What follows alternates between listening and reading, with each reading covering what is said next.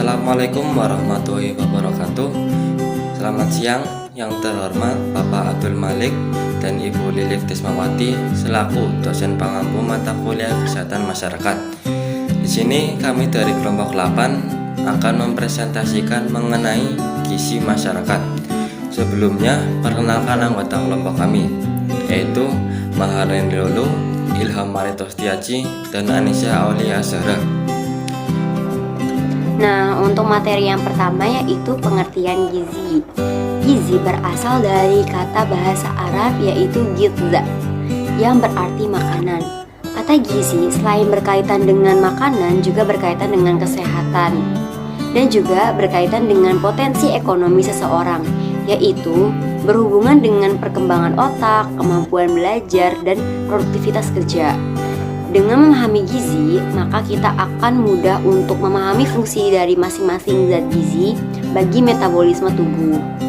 Nah, gizi merupakan proses makhluk hidup menggunakan makanan yang dikonsumsi secara normal melalui proses digesti, yaitu penyerapan dan absorpsi, kemudian penyimpanan, metabolisme, serta pengeluaran zat-zat yang tidak digunakan.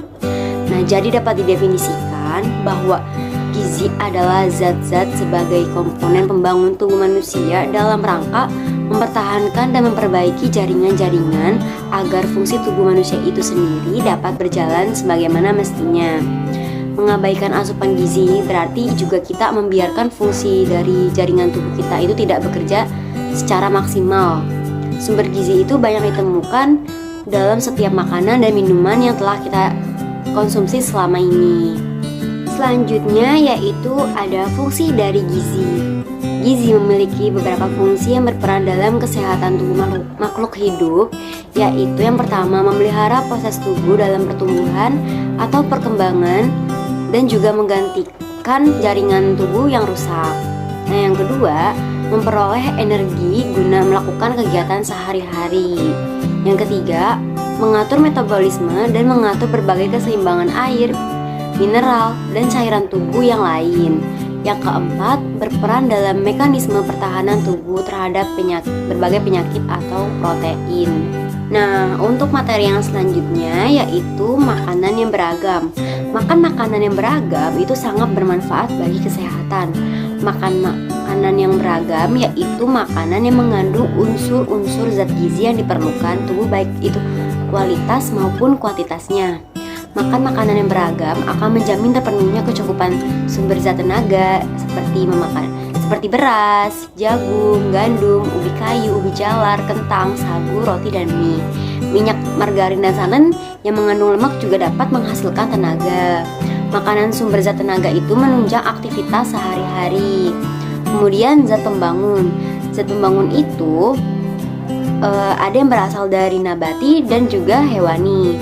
Yang berasal dari nabati ialah kacang-kacangan, tempe, tahu. Nah, sedangkan yang dari hewani adalah telur, ikan, ayam, daging, susu, serta hasil olahan seperti keju. Nah, zat pembangun berperan sangat penting untuk pertumbuhan dan perkembangan kecerdasan seseorang. Nah, ada zat pengatur. Nah, zat pengatur ini adalah semua sayur-sayuran dan buah-buahan. Makanan ini mengandung berbagai vitamin dan mineral yang berperan untuk melancarkan bekerjanya fungsi organ-organ tubuh.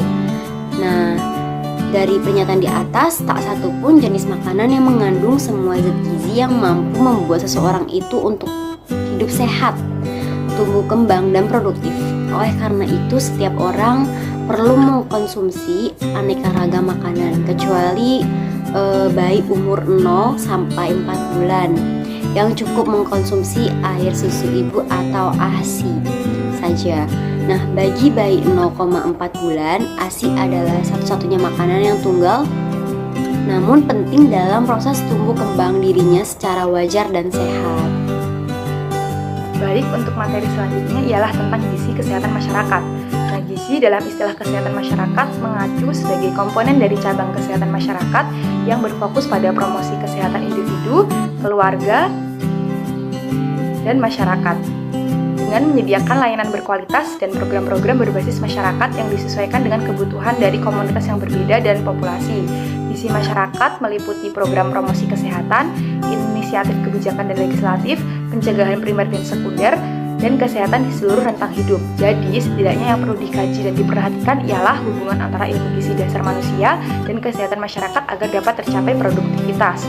Kemudian, UNICEF tahun 1988 telah mengembangkan kerangka konsep makro sebagai salah satu strategi untuk menanggulangi masalah kurang gizi. Dalam kerangka tersebut ditunjukkan bahwa masalah gizi disebabkan oleh yang pertama, yaitu penyebab langsung. Makanan dan penyakit dapat secara langsung menyebabkan kurang gizi. Timbulnya kurang gizi ini tidak hanya dikarenakan asupan makanan yang kurang, tapi juga karena penyakit. Anak yang mendapat cukup makanan tetapi sering menderita sakit, pada akhirnya dapat menderita kurang gizi.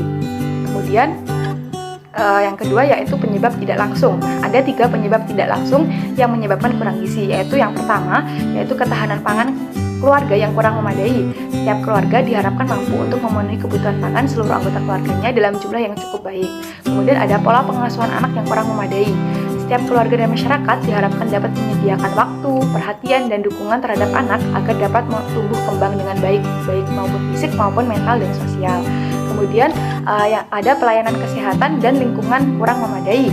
Sistem pelayanan kesehatan yang ada diharapkan dapat menjamin penyediaan air bersih dan sarana pelayanan kesehatan dasar yang terjangkau oleh setiap keluarga yang membutuhkan.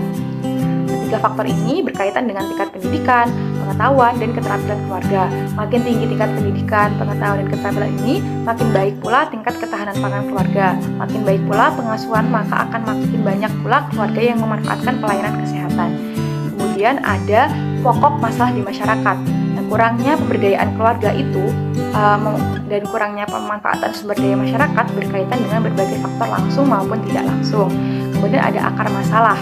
Kurangnya pemberdayaan wanita dan keluarga serta kurangnya pemanfaatan sumber daya masyarakat terkait dengan meningkatnya penanganan pengangguran, inflasi, dan kemiskinan yang disebabkan oleh krisis ekonomi, politik, dan keresahan sosial yang menimpa Indonesia sejak tahun 1997. Keadaan tersebut telah memicu munculnya kasus-kasus gizi buruk akibat kemiskinan dan ketahanan pangan keluarga yang tidak memadai. Masalah gizi ini terbagi menjadi 2, yaitu masalah gizi makro dan mikro. Masalah gizi makro adalah masalah yang utamanya disebabkan oleh kekurangan atau ketidakseimbangan asupan energi dan protein. Bila terjadi pada anak balita, akan mengakibatkan penyakit marasmus kwashiorkor atau marasmus kwashiorkor yang dikenal masyarakat dengan sebutan busuk lapar.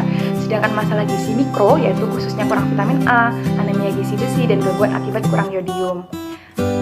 Kemudian solusi penanganan masalah gizi ini menurut Aswar tahun 2004 yang bisa dilakukan adalah yang pertama, yaitu upaya perbaikan gizi akan lebih efektif jika merupakan bagian dari kebijakan penanggulangan kemiskinan dan pembangunan SDM.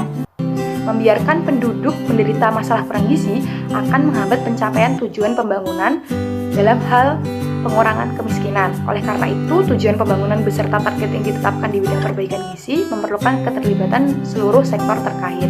Kemudian yang kedua adalah dibutuhkan adanya kebijakan khusus untuk mempercepat laju percepatan peningkatan status gizi.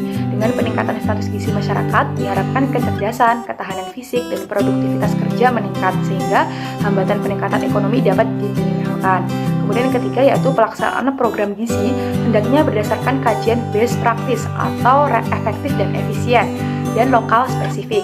Intervensi yang dipilih dengan mempertimbangkan beberapa aspek penting seperti target yang spesifik tetapi membawa manfaat yang besar. Waktu yang tepat, misalnya pada keluarga miskin, upaya pemenuhan gizi diupayakan melalui pembiayaan publik. Dari penjelasan tersebut, kami dapat menyimpulkan yaitu gizi merupakan zat komponen pembangun dalam tubuh manusia supaya fungsi tubuh dapat berjalan dengan semestinya. Gizi dalam diri seorang sangat berhubungan dengan perkembangan otak, kemampuan belajar, dan produktivitas kerja.